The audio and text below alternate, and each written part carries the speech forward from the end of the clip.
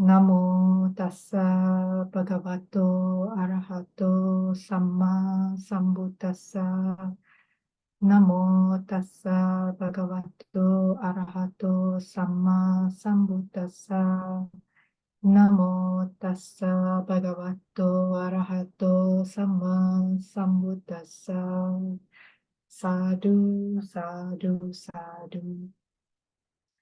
Right, so this week we continue the reading of the Nevermind Game. So we've read chapter 1 and chapter 2 so far. And those recordings have been uploaded to YouTube. So for today, we are going to read chapter 3, the game itself, the Nevermind Game. So the details of the game. So let's look into that. And just, continuing the style from chapter 1 and chapter 2, Venerable Sister Khema, or Mataji, as some people know her from, likes to write in the style of a question and answer format. So Q is the person that's asking the question, and Venerable Khema then gives an answer to that question. So you can think of Q as ourselves, or even someone that we know that we may be having a conversation about the Nevermind Game. Okay, so Q starts chapter 3 by asking, okay, where do I start? So if you remember chapter 2, there was a long conversation between Q and Venerable Khema about why the Nevermind Game, what it could possibly be about.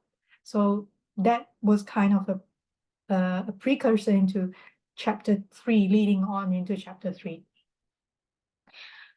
So Q is already excited and wants to know how to start. So Venerable Khema then explains, let's start by learning about how suffering works.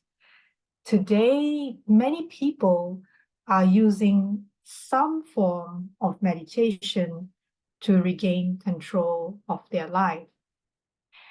They want to personally improve themselves, stay calm, make adjustments, reclaim their inner power, feel lighter, have better focus, and a happier life. They want change to happen. The advice I'm giving you here for achieving control turns out to be quite different than what most people are expecting.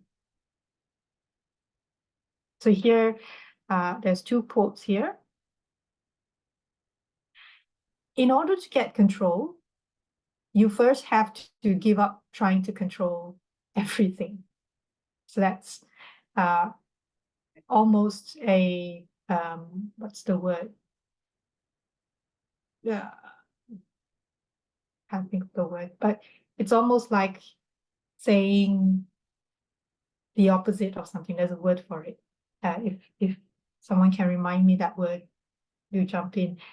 But I'll repeat the sentence again. In order to get control, you first have to give up trying to control everything. Paradoxical, that's right, Pai. Thank you. Yeah, so it's a paradoxical sentence.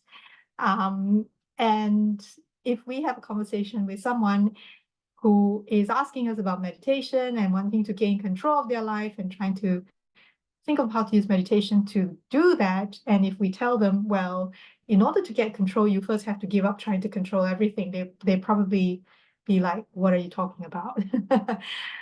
So the second quote here is, it is only when you step back and pause that you can see how a loss of control actually works.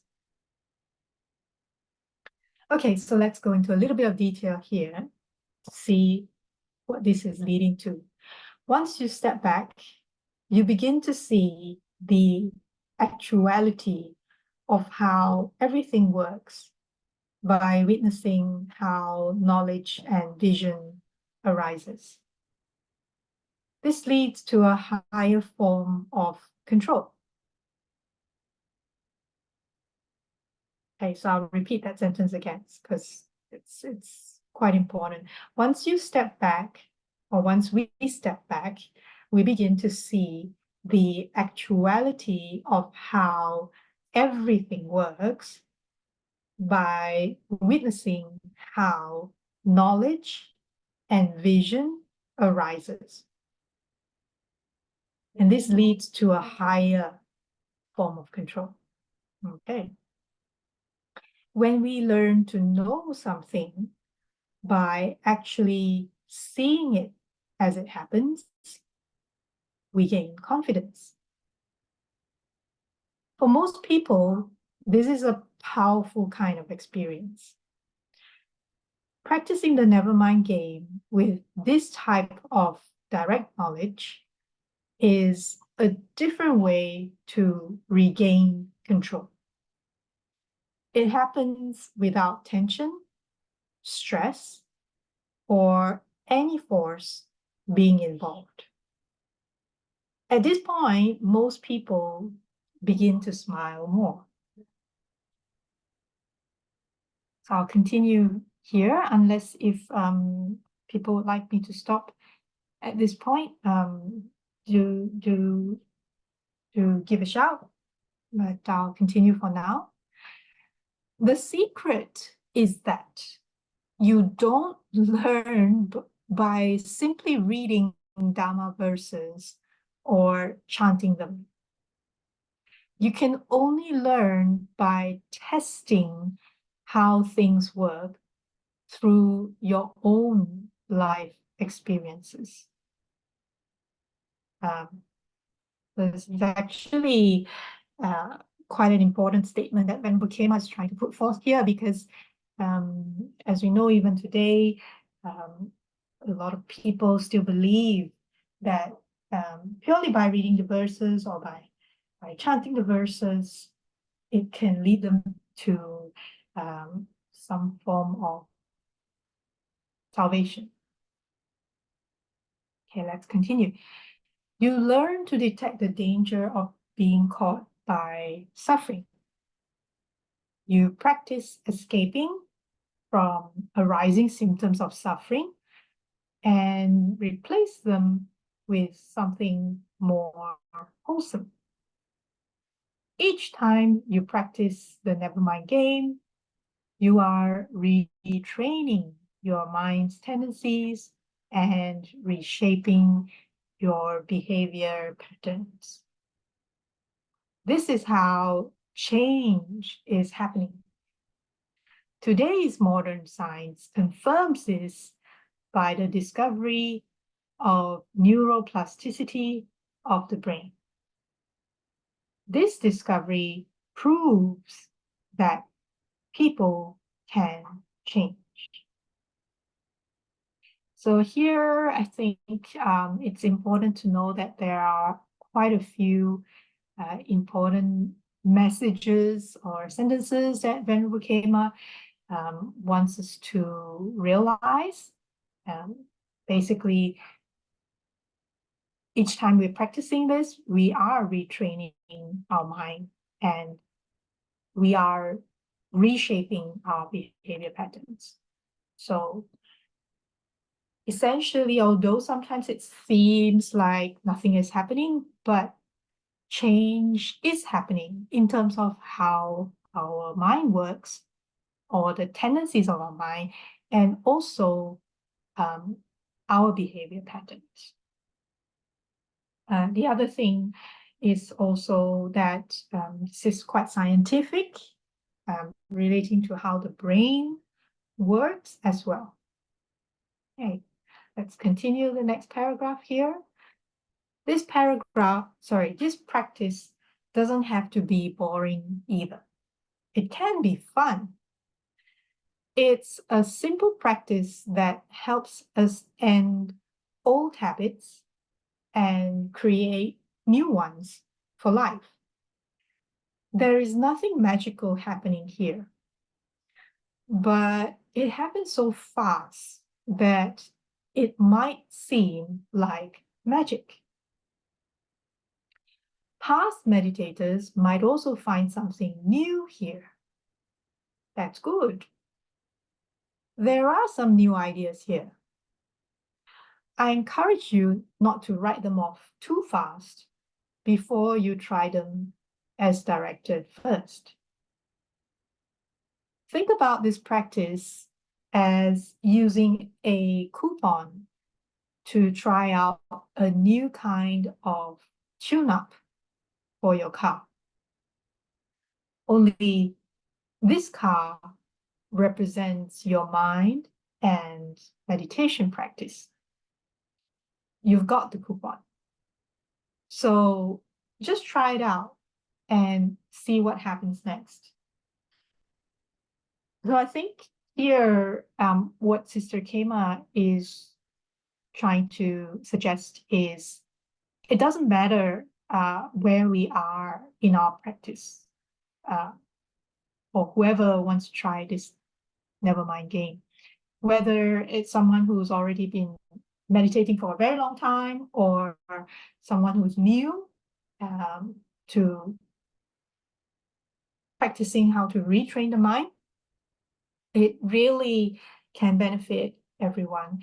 And the kind of analogy that Venerable Khema is using here is the opportunity to tune up our car. Okay. And so we have this tool, and it's up to us to try out this tool, be curious about it, and just see where this leads us. So rather than have some form of prior expectation or whatever, have a bit of curiosity just to try it out. Okay, let's keep going. So there is some specific terminology in our practice. These refined definitions will help you connect the pieces of your practice together for a deeper understanding of early Dharma.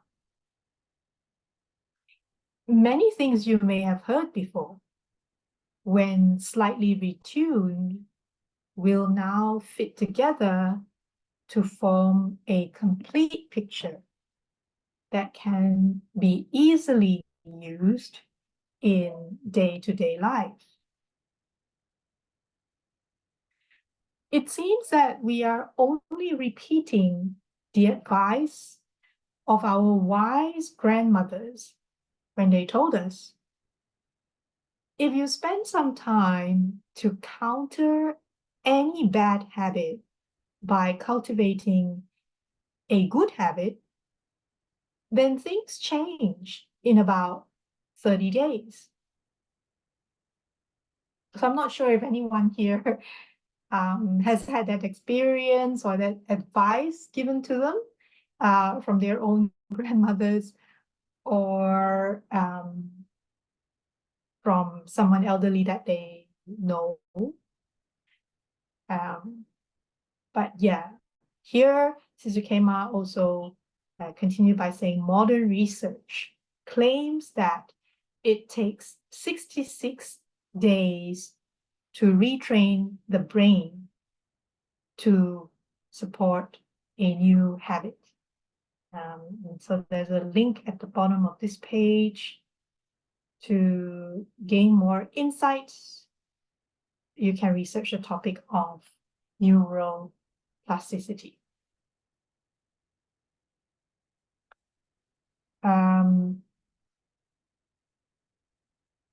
Sorry, pardon me. I think this points to 4 from the previous page. So there's an article in the European Journal of Social Psychology published in 2010, entitled How Are Habits Formed?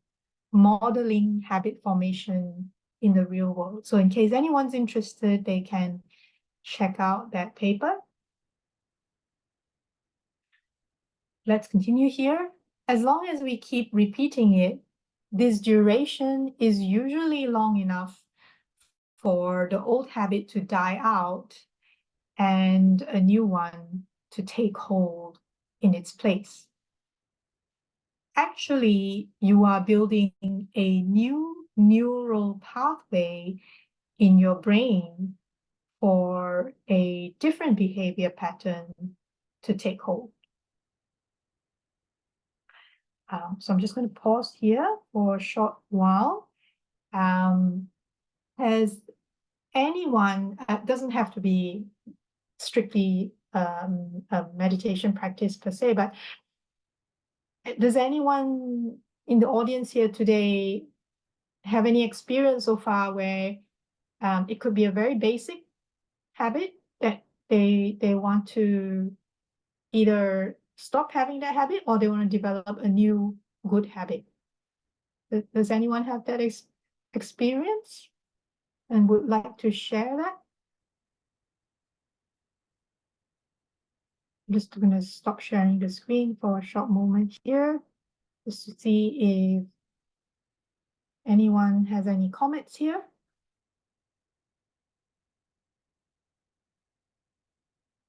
Exercising. Yes, I'm glad you brought that up, Pai. Indeed, exercising can be a good habit to develop. I myself have been doing that actually this past month, going for almost daily morning walks and then trying to just do a short swim. And I've seen how my brain can get accustomed to, you know, wanting to go for that daily walk. And sometimes, I don't know about you, Pi, but occasionally there'll be that odd, lazy feeling as though, oh, I don't feel like it today, or oh, I think I didn't get enough sleep last night, so my body's not up to it. But then when I actually push myself to go and to walk or to swim, and then after that I feel so good, it feels so refreshed. The brain, the mind, everything is a little bit more active. I'm happier, and then I feel, oh, I'm glad I did that. So I haven't actually, I think, got to the 66 days yet, and that's probably a reason why I get all these sometimes lazy thoughts come up. But this also brought to mind another piece of advice that comes from a book that I'm reading halfway, for anyone who's interested. So the author of the book is Amy Edmondson. She's an organizational psychologist, and the title of the book is The Right Kind of Wrong. And in one of the chapters, she suggests that every time we have a thought that comes up, we can then say to ourselves, stop, challenge, choose. So just 3 words: stop, challenge, choose. And basically what she's trying to say is, at that point when the thought arises, we ask ourselves to stop at that moment, just pause instead of immediately react. Then challenge that thought or that habit or whatever intention that we have become so used to.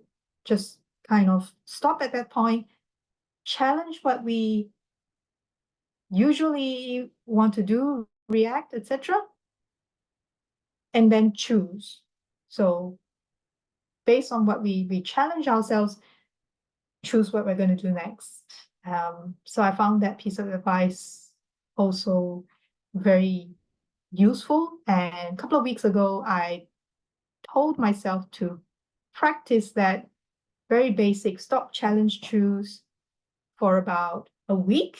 And I found that so useful, not just in day-to-day, but also at work as well. So very similar, but slightly different, just to share. But thanks for sharing, Pi. Very good. Scott Adams also had a tip. Oh, would you care to share what Scott Adams said? Pi? Gilbert, yes. And what was his tip?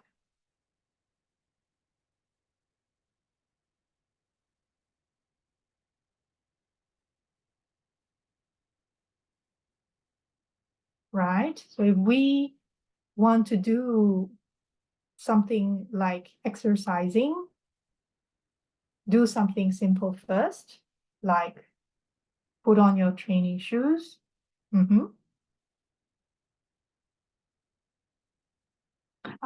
Yeah. So basically, what some people might say, yeah, so it's small steps at a time that you can do. Yeah, baby steps, that's right. Baby steps. So first put on the shoes, and then maybe or put on a certain outfit, and then put on the shoes, get out the door, and then step by step go from there. Indeed. So you trick yourself into exercising. That's absolutely right. That's what I sometimes do as well. And then after I go for, let's say, one circle around the park, and then I kind of tell myself, yeah, I think I can do another one. And then once I complete two, circles, and then I'll be like, yeah, I think I can do another one. So it's a lot about basically retraining our brain, retraining our mind. Because at the end of the day, we know that there's going to be a lot of positive outcomes process. So great. Thank you so much, Pai, for sharing. That's great. Let's continue with the book reading. So let's go back to the reading, which is there. Okay. I hope everyone can see the book screen. Okay, so let's continue here. Next paragraph. Whenever you are doing a task in life and something takes your attention away, you won't like that sensation and will want it to go away. The truth is, when a sensation arises, it's there. That is the truth. And it's okay for that sensation to be there. It has to be okay because it's there. Anytime you try to fight with the truth, anytime you try to control the truth, anytime you try to make the truth be anything other than it is, that's the cause of suffering. Therefore, when you tranquilize the mental formation, this is most successful because the bodily formation will follow automatically. So this is a very interesting statement and also important. So I'll repeat that again. Therefore, when you tranquilize the mental formation, this is most successful because the bodily formation will follow automatically. And basically, this is the second step. So when we recognize the tension and tightness that arises, we then release or let go or say never mind and relax or tranquilize. Also here worth mentioning the sentence just before that came from a book by Venerable Bhante Vimala Ramsey, The Bare Bone Instructions to Mindfulness of Breathing. So the sentence before, the truth is when a sensation arises, it's there. That is the truth, and it's okay for that sensation to be there. It has to be okay because it's there. Anytime you try to fight with the truth, anytime you try to control the truth, anytime you try to make the truth be anything other than it is, that is the cause of suffering. Okay, so here, just further elaborating on the comment here or the sentence here about tranquilizing the mental formation is most successful. There is no need to calm the bodily formation because this was the original design of our body. Mind leads and body follows.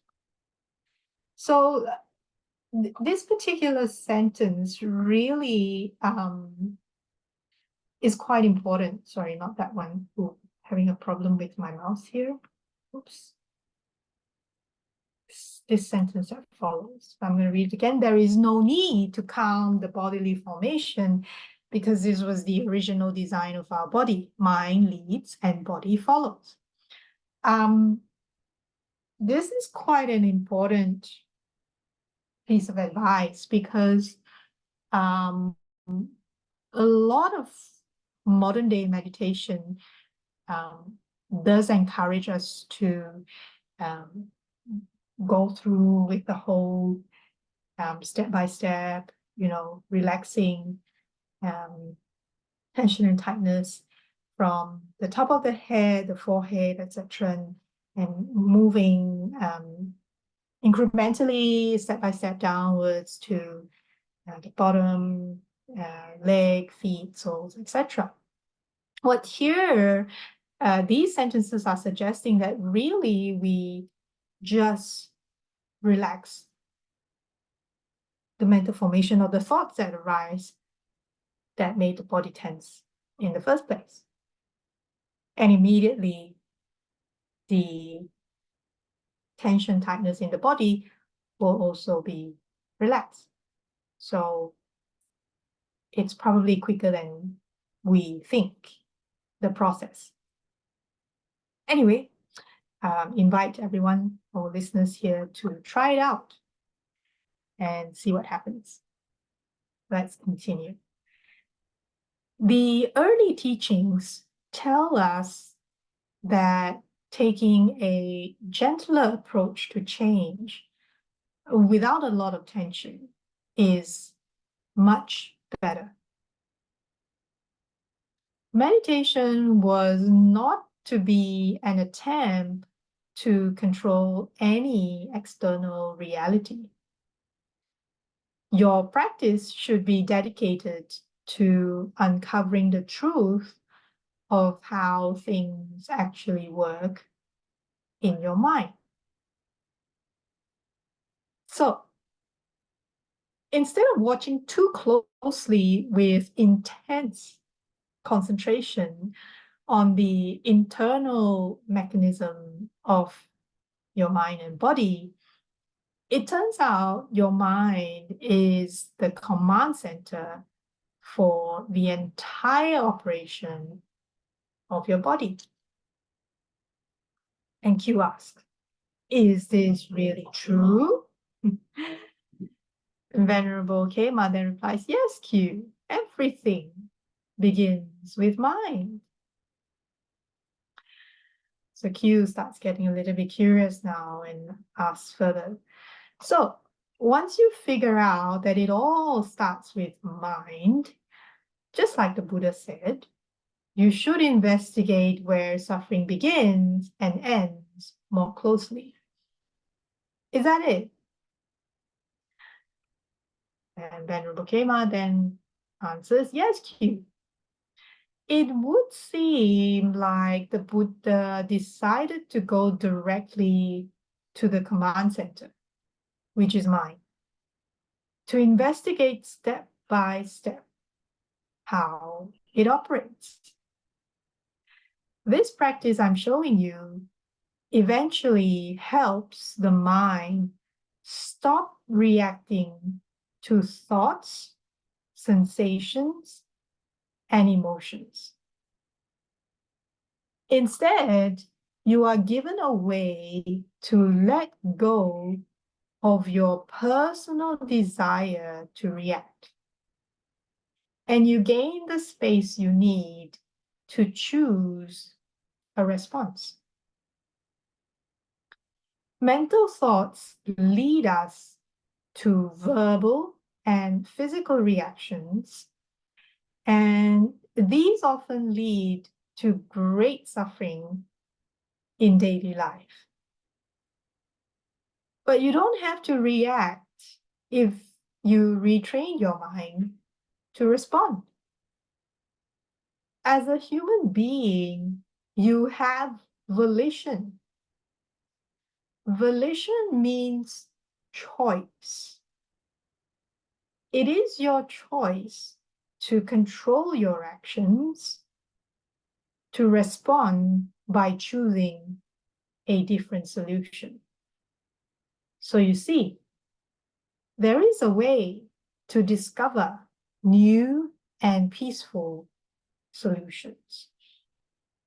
So this paragraph, in a way, summarizes or puts it in a very concise form that, as with the first verse in the Dhammapada, mind is the forerunner.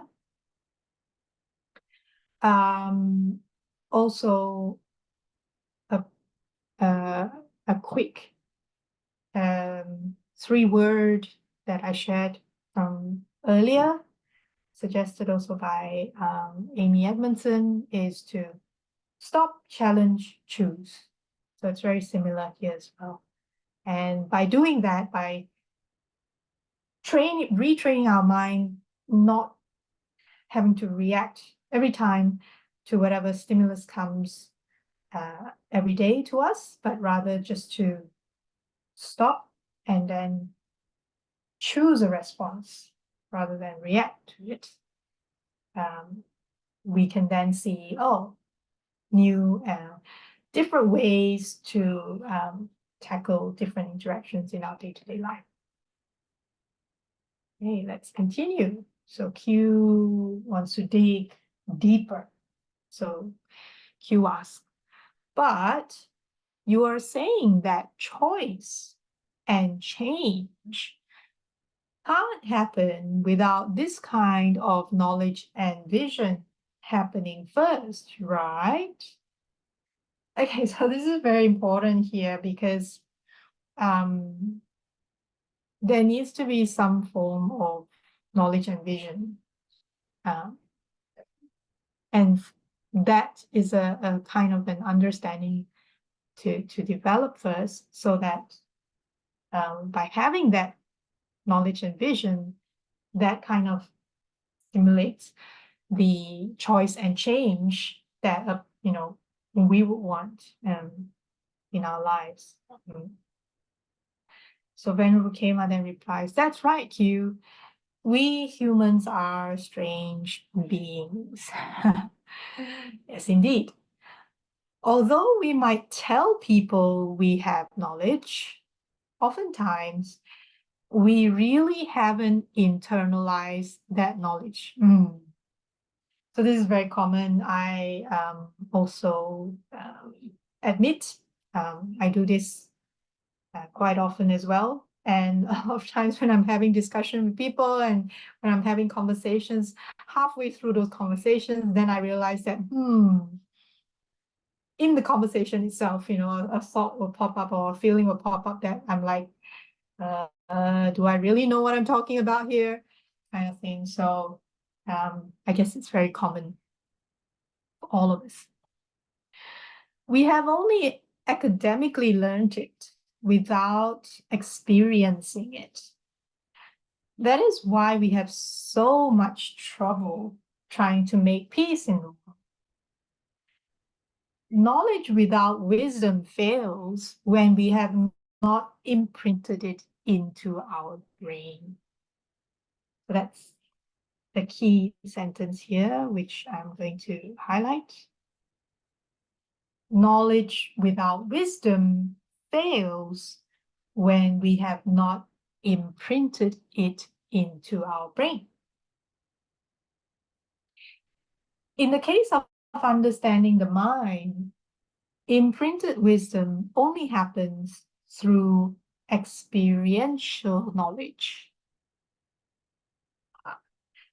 So this is actually quite an important statement here. I'm going to highlight that as well. Imprinted wisdom only happens through experiential knowledge. So there's a lot of times I myself am also a culprit here. We tend to have discussions, conversations without really having gone through experiential knowledge, and there's a lot of danger in that. And also it invites contradiction or contradictory statements between us and the other party as well. But if we have experiential knowledge, and we have no doubt that because we have experienced it through knowledge and wisdom, then it's very clear. And we have that confidence.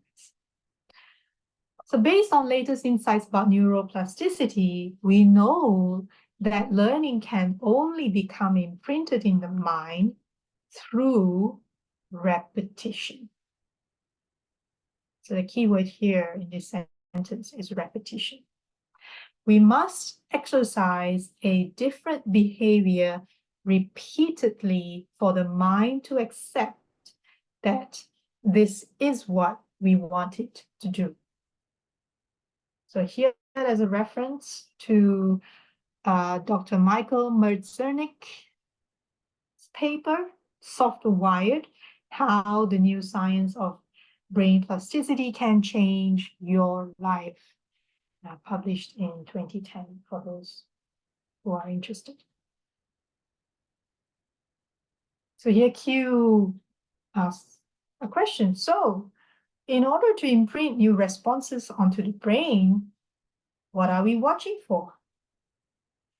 The Venerable Khema's reply, we must watch how reactions are working internally to figure out how to release them and replace them with responses instead. So I'll repeat this statement again. We must watch how reactions are working internally to figure out how to release them and replace them with responses instead. So there's a process here that we need to be aware of. Our master teacher, Buddha Gautama, told his monks, one cannot discover and escape from suffering by mere reasoning alone. This means you can't just read about this practice and expect it to work. Okay, so there are some references to some suttas here in the Majjhima Nikaya, Middle Length Discourse of the Buddha, for those interested. So discourse number 72 in the Majjhima Nikaya, section 18, and discourse number 26, section 19. Also, you can't only watch suffering happen within the body and expect results. Knowing how mind works by observing how suffering operates from its conception is necessary first. This is the very foundation for building knowledge and wisdom. In this way, the Nevermind Game is a good way to start changing mind. Excuse me. This practice allows you to see for yourself how reaction works inside and how it all begins in the command center, which is mind. So Q then has a comment. This seems to be well preserved in the Buddhist texts. Venerable Kema replies, yes, isn't it?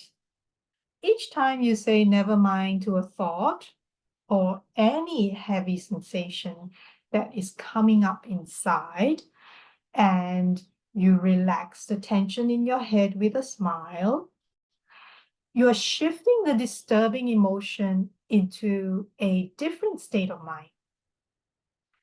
One of the quickest ways to let go of intense emotions and strong personal opinions that are building up to a reaction inside of us is to simply say to ourselves, never mind, it's a quick stop. As you giggle internally for having been caught by this emotion for a moment, you immediately counter it with a smile, and you begin to feel better. Congratulations.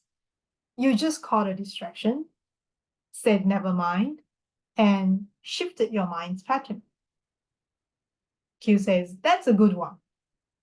So basically, this last paragraph here is really a very concise summary of the Nevermind game, in the sense that all we need to do is really, whenever we see a thought or emotion, strong personal opinion, whether during the day, whether we're in a conversation, whatever it is, and the moment we observe and see that, oh, this is really coming up, all we have to do is just never mind and smile, relax and smile. So that immediately then changes the whole, situation. So very quick, instant almost. Okay, so I hope we're still in chapter 3. I'm just quickly gonna go quickly here just to see. Yep, we are still in chapter 3. Okay, because that looks a little bit different. So training the mind. How are we going to train the mind? Venerable Kema says, as always, you can never fix something unless you know how it works. If you ever try to suppress or subdue a bad feeling, but it kept arising in your mind, I bet you wondered if there was a better way to handle it. Turns out that fighting with distractions is not an answer. That only brings temporary relief. And I bet that when you do manage to stop the feeling, it comes back up at a later point in a similar situation. Am I right?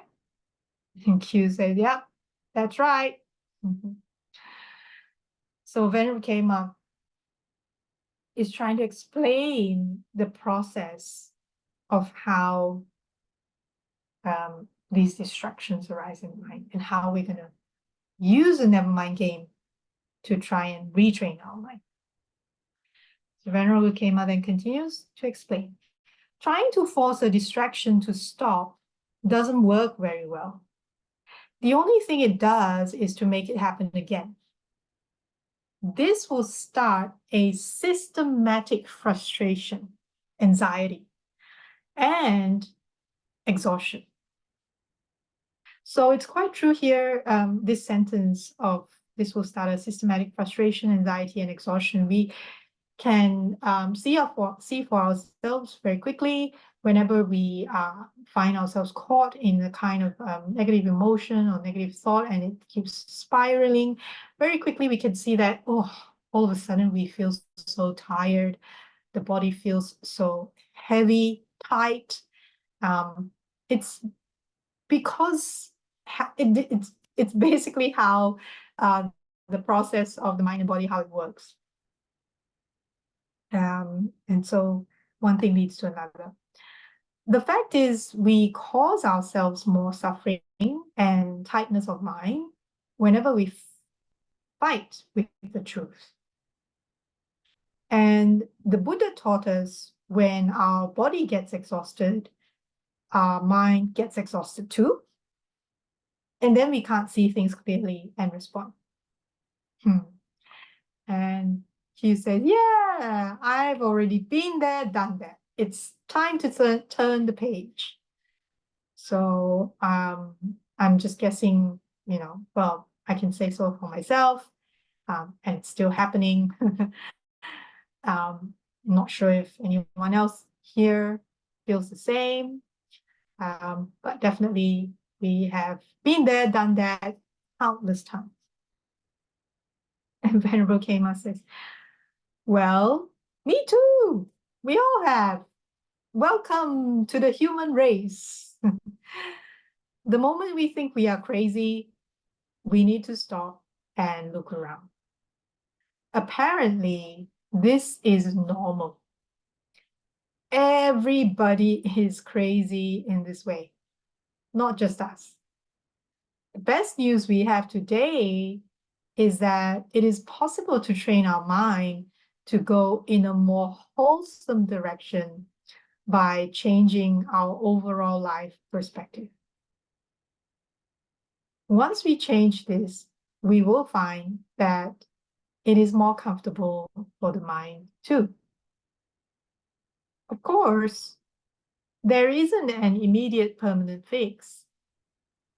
Nothing comes to us as instant gratification.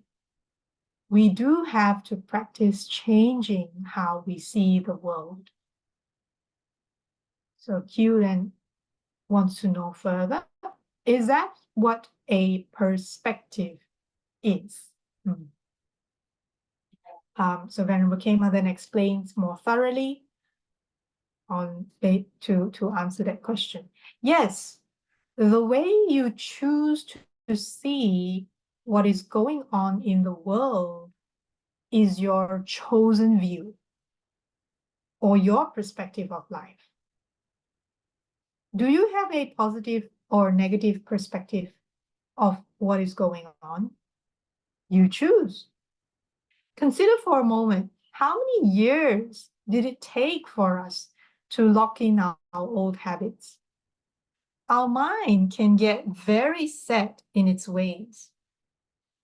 It is logical to assume that it might take a little time to replace our thinking, right? The trick is to be patient with ourselves. Yeah, I'd like to highlight this sentence because during the practice, it's too easy for us to start being harsh on ourselves or being impatient and wanting to see results really quickly. And the thing is, we tend to forget that our old habits are there, have been there for really, really, really, really long time. So we need to give ourselves some time. We need to be a little bit kind with ourselves. And again, when we see ourselves falling into the old habits, the trick is to just never mind, smile or laugh, and then try again. How long it takes to retrain the mind is directly proportional to how well we follow the rules of the game. This practice is not complicated if we keep it going all the time in life. We can experience nice progress in a very short time. All we have to do is do it. That's the trick. So when I see this statement, I think of the slogan that Nike uses, just do it. Just do it. And then keep doing it, and then be patient. And then if we make mistake, and then we try again, never mind, try again. As you practice the Nevermind game, you are replacing old habitual ways of seeing things. as everything is impermanent, anicca, embracing this kind of continual change becomes second nature. Life begins to flow like a new river once you change the way you see things from a positive, impersonal standpoint. So then Q asks, what is changing? And then Rokema's reply is your perspective. That's it. What is changing? Our perspective. How we choose to see the world. And that's our choice. Do you see opportunity? Or do you see only disaster? It's up to you. No one else. You're in charge. And Q then says, okay. So I'm reminded, a lot of people sometimes share quotes, in social media. And there's this common quote. I can't remember exactly the quote. Maybe someone here can remind me, but it says something like, when we wake up in the morning, we can choose how we want our day to be. Do we want our day to be a positive one or a negative one? Or whenever we are faced with a challenge, we can choose how we want to see that challenge. Do we want to see it as an opportunity for us to learn and grow from it? Or do we want to see that as, something bad happening to us, etc. So I'm just going to pause here for a moment, just to invite our listeners today. Does anyone have any thoughts so far on what we've been reading through? Or do you have anything to share? And it doesn't have to be very profound. It could be a very simple, basic, day-to-day experience that you might want to share with others here.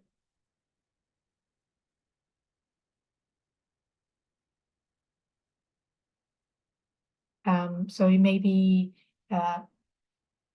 something that probably recently occurred in your day-to-day life. Okay, so most people are as happy as they choose to be. Lincoln, I'm not sure. So I'm assuming this is a quote. Most people are as happy as they choose to be. Yes, this is a quote. Yes, that's quite true. So I a lot of times draw a lot of inspiration from people at work, and I see a situation arise, let's say, and 5 different people will have 5 different reactions. Very interesting. And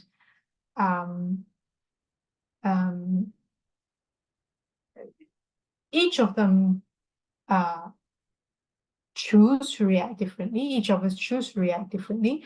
But I also have a tendency to see, some of my colleagues that, interestingly, these are ones who exercise more. That's why I'm into exercising quite a bit these days. I'm not an exercise buff, but I try to do a bit more walking. But I tend to see like people who exercise more generally have a more optimistic perspective towards whatever happens during the day. So any challenges that come across them, they tend to see things as, oh, this is an opportunity for me to learn something, and as opposed to some others who, like, the moment the challenges arise, the first reaction they get is like, oh, not again, or that kind of dread feeling the whole body is like heavy, etc. So it's quite interesting to observe, and um, and there are people that also even thrive on challenges because they see that, oh, this is an opportunity for me to learn something and to grow from it. So and it gives them happiness. And everybody wants to be happy nowadays, especially the youth have a very different uptake on how they want to lead their lives. And I can see that more and more the younger generation are really keen to find ways and means of just being happy. So this is a very common need and want that everyone is chasing right now. The only difference, I guess, is everyone has a different perspective of what happiness means to them, I guess. Okay, let's go back to the book. Thank you, Pi, for sharing.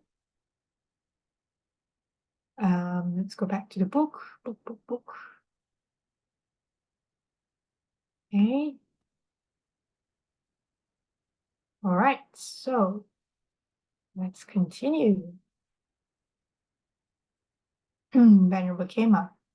An untrained mind lives in the dark without knowledge of how things work.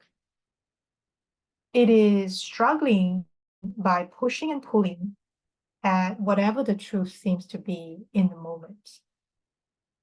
Personal desire is very strong.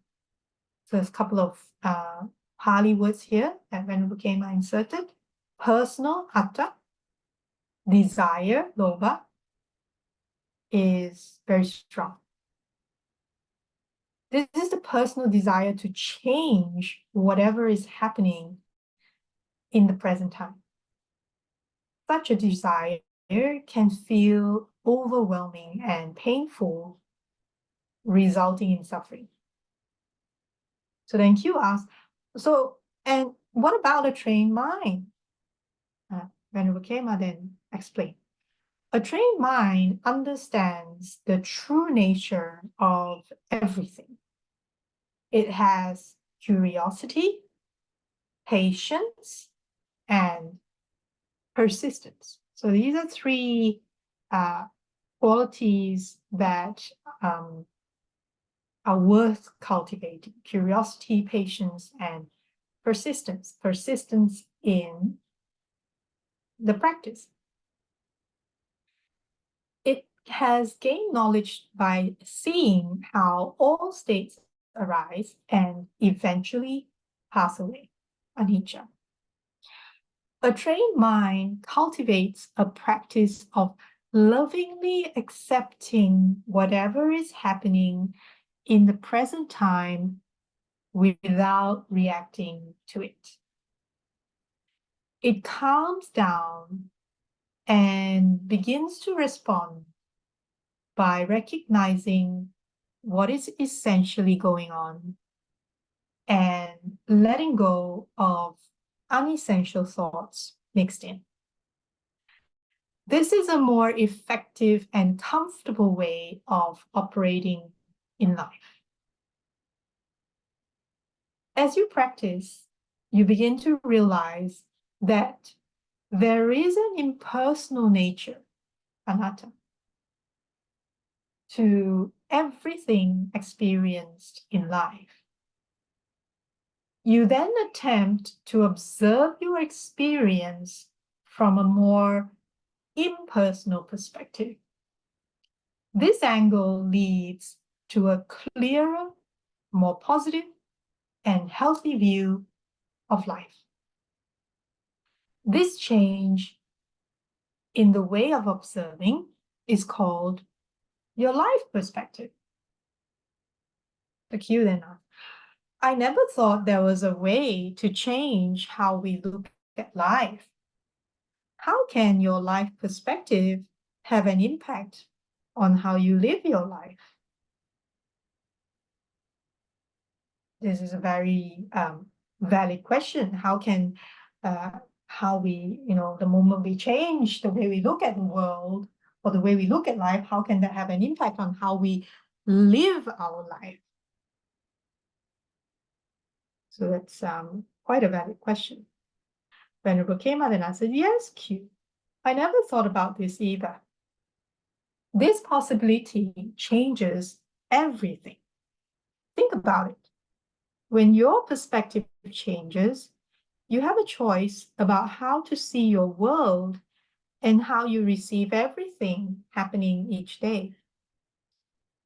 We all have this power of choice, but we seldom use it. Now that you know you have this power, you need to use it mindfully. You now know that you can choose whether to look optimistically for the wholesome goodness and brighter side in life, or pessimistically for the darker, unwholesome aspects and shades to color your daily canvas. Do you mean I can be a painter of my own life each day? Venerable Kema said, yes, exactly. I do mean that. You can start with an empty white canvas each morning. Then you can go through your daily activities and paint what happens using any color from your painter's palette. You can use bright colors or lighter shades in the color spectrum. This is where you begin to figure out that it really is up to you how you choose to look at everything. It's your canvas, and you get to paint a new picture every day. So this is quite an interesting practice on seeing like every day is like a white canvas. It's basically quite similar to what's, some people talk about. It's like you wake up every day starting afresh instead of trying to pick up from where you left off. And if we try to pick up from where we left off, and where we left off yesterday was it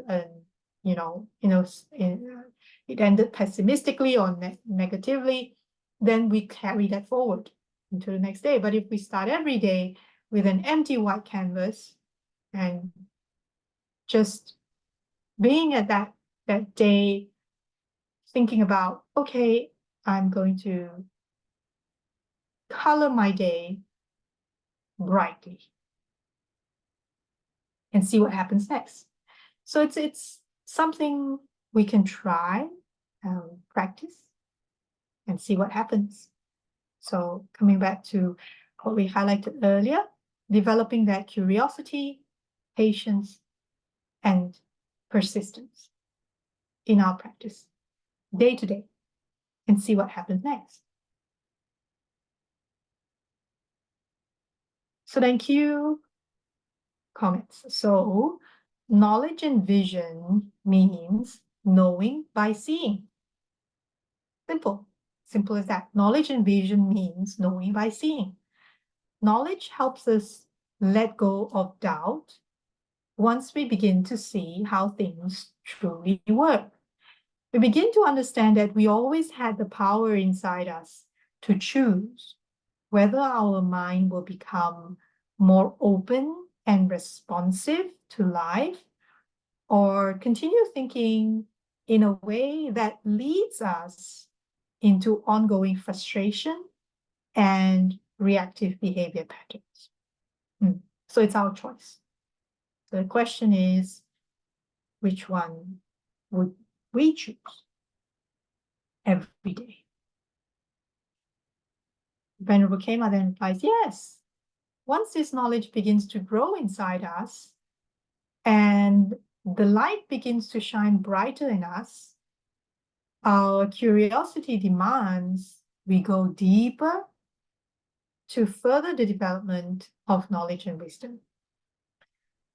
We get determined to figure out the actuality of life, how it all works, and our part in it. This opens the way for real change to happen as our smiles begin to grow and we automatically lean in the direction of responding instead of reacting. Now we are moving towards wisdom. So Q then asks, what exactly is this wisdom? What exactly is this wisdom? So here, Venerable Khema explains, this definition of wisdom actually has two parts. The first part comes from learning about and noticing the process of human cognition. Here the key word is process of human cognition. Once we are informed about this process, we can notice 7 linked steps occurring within a series of 12 co-arising links called dependent origination. This is how feelings change into emotions and how we react. This is a process of cognition that has 12 links in a chain of mental components that we pass through during each individual event we experience in life. It keeps going on inside our brain all the time. This is how our brain recognizes or recognizes and makes sense of our life experiences. When you're doing a task at school or work and something distracts you, this is how it happens step by step. So Q then asks, so this cognition is teaching us how mind works? And Venerable Khema then says, yes. The second part of wisdom has a specific meaning within the Buddha Dharma, the teaching of Buddha Gotama. There are many kinds of wisdom in this universe. Okay, there are many kinds of wisdom in this universe. All right. I once trained for long distance bicycling to develop cycling wisdom. I practiced long hours so I could ride hundreds of miles across an entire state. My son developed nautical wisdom to become confident to sail across the Atlantic Ocean to deliver a large boat to a client living beside the Mediterranean Sea. There are many other forms of wisdom in this world. There is engineering wisdom, artistic wisdom, instrumental wisdom, aeronautical wisdom, aquatic, I'm not sure if I pronounced this correctly, aquatic wisdom, basically wisdom with regards to the seas, the oceans, and so on. Therefore, we could say that wisdom is the result of applying knowledge of a particular field into action. So here's a key phrase here. Wisdom is a result of applying knowledge of a particular field into action. In a strictly Buddhist sense, wisdom is a code word pointing directly at understanding precisely how dependent co-arising within the line of human cognition operates. So this is key here. So for those of us who have listened to some of the talks that Bhante Vimalaramsi had delivered before, so he mentioned anytime we see the word wisdom in the text, it's actually a code word pointing at understanding dependent co-arising or dependent origination within the line of human cognition, how the process of human cognition works. When you are looking into how mind works, it helps to understand what this line of human cognition has to do with one's pattern of behavior and how it affects our reactions or responses. Buddha Gautama referred to this impersonal process of dependent co-arising as dependent origination. Once, as a remark to a meditator, the Buddha called him wise.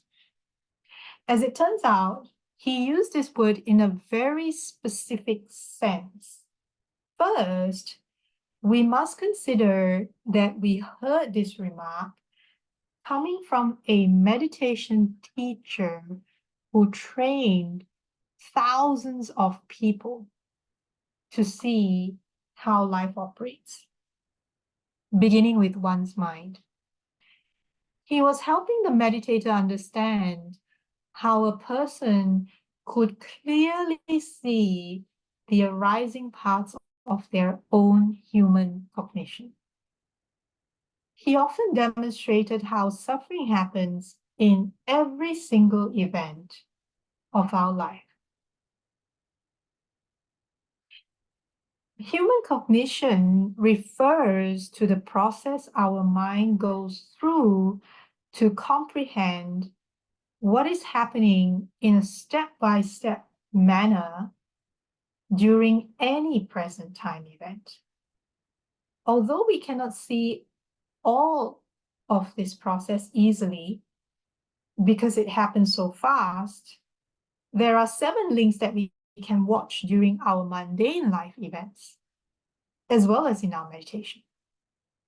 So once again, this word wisdom within the Buddha's teaching is very specific. It's a frame-by-frame understanding which you gain as you observe one event happening at a time in your day. It's like watching a movie frame by frame. Okay, I'm just going to pause here because I'm mindful that today's reading, we have gone quite a long time. Oh, we're almost there. Okay, so if everyone's happy, we can maybe just finish just a little bit more. Okay. Q then asks, can you detect parts of this process as they are happening? And Venerable Khema then answers, yes, indeed, you can.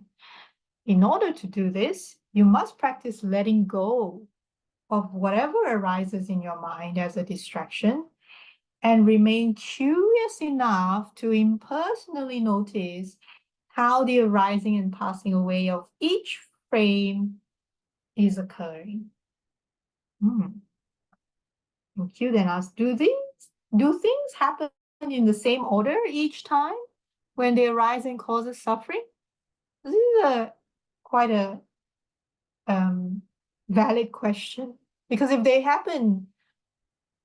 if things happen or the 7 links happen in different orders, then the solution to overcoming might be different each time, which then makes things difficult, because in the earlier part of this chapter, we talked about neuroplasticity, how we retrain the mind and develop, new behavior patterns and such. And the key word that we saw earlier was repetition. How we retrain the mind or retrain our brain is really by doing same thing through repetition again and again. So in this way, whenever tightness arises in the mind or in the body, we recognize that, we let go, say never mind, release, and then smile and come back to the task we have.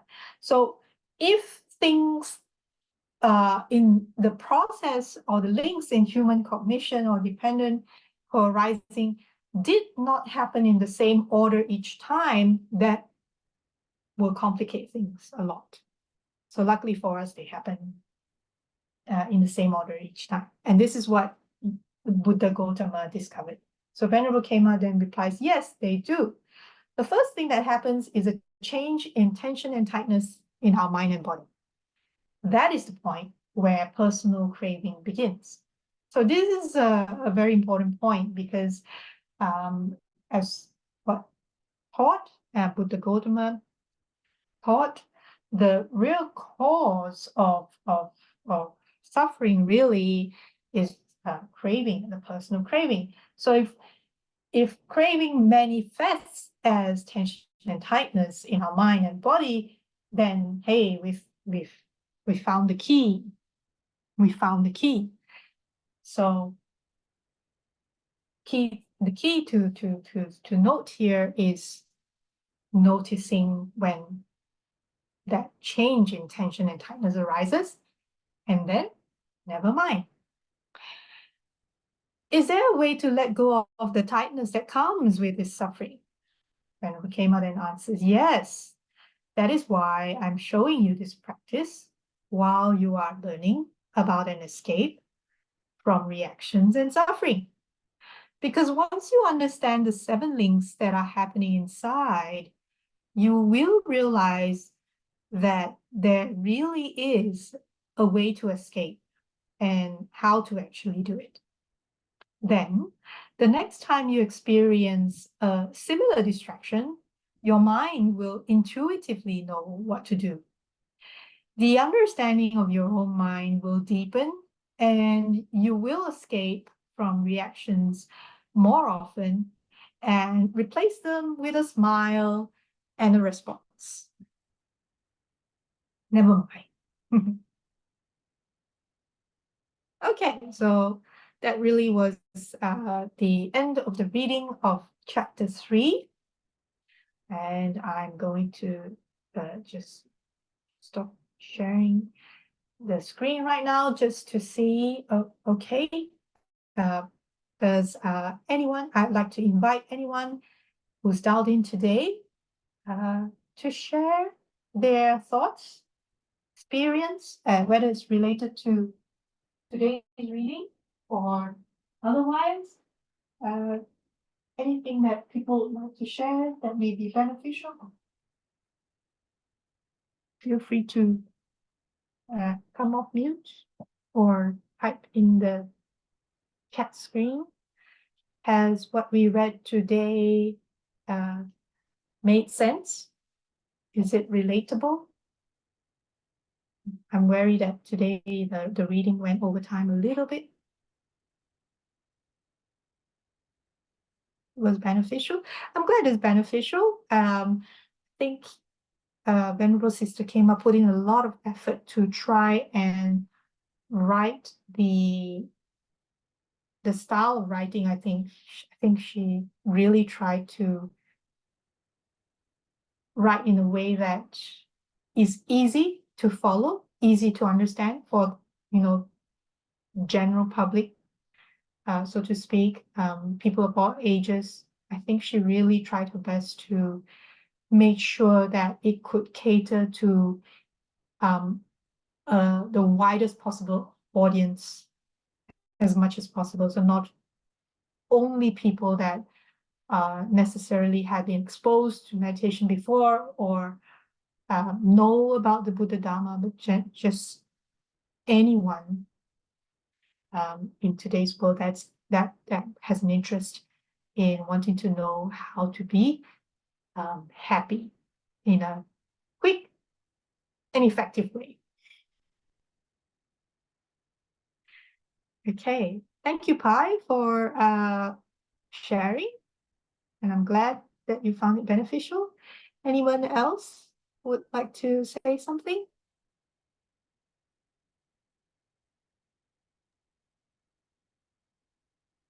I would like to say one thing, like for the benefit of students, Sister Kima used to say that if you are sitting for meditation for around half an hour, Sister Kima used to tell for sit little longer, like 35 minutes. See how your mind opens up. She says every student to sit little more than the expected time so that your mind opens up and you will be gradually moving towards the path and you will be experiencing a greater wisdom. Thanking you. Thank you, Brother Sachin ji, for sharing that and for reminding us. Indeed, that's very useful because yeah, if we stick to 30 minutes, we start to see the mind starts to get again. We are retraining the mind, and it then gets comfortable with that 30 minutes. So then to develop that curiosity, coming back to what we just read, the keywords are curiosity, patience, and persistence. Just being curious about what if I do 35 minutes today? Or what if I do 40 minutes? And just be curious, how's my mind going to, how's things going to turn out? What's going to happen next? Having that curiosity. So thank you for reminding us to try that out. Whether it's our regular 30 minutes or for some of us who maybe sit a little bit longer, if that's a regular thing, why not? Let's say on a Sunday and we have a little bit more time, we go, what happens if I try 5 minutes extra or 10 minutes extra? So thank you for that. Okay, so yeah, we're quite over time today, so I'm mindful of that. People might have other schedules throughout the day, so I think we can wrap it up here if everyone's happy for us to wrap the session by sharing our merits in the usual manner. Okay, so let's is everyone, maybe I'll share the sharing of merits script. Just a moment. Sharing. Okay, yep. Okay, so let us share merits with all beings. May suffering May ones suffering be ones be suffering free and the and the fearless be. fearless be. May May the the grieving grieving shed all shed, grief, and may all and may be all find beings relief. May all may beings beings share this share merit this that merit we that have we thus have acquired acquired for the the acquisition of all acquisition of kinds all of kinds of happiness. happiness. May May beings beings inhabiting space inhabiting and earth, space and earth, devas and nagas devas of and mighty nagas power, of my power, share share this this merit of merit ours. powers. May the long May protect they long Buddha's protect the dispensation. Buddha's dispensation. Sadhu, Sadhu, sadhu. Thank you so Thank, much, everyone, dialing in, and thank you, also for May. those. Thank you all. Wishing all happiness. Thank Thank you. you. Hope it was beneficial. Bye bye. Bye bye. Bye bye.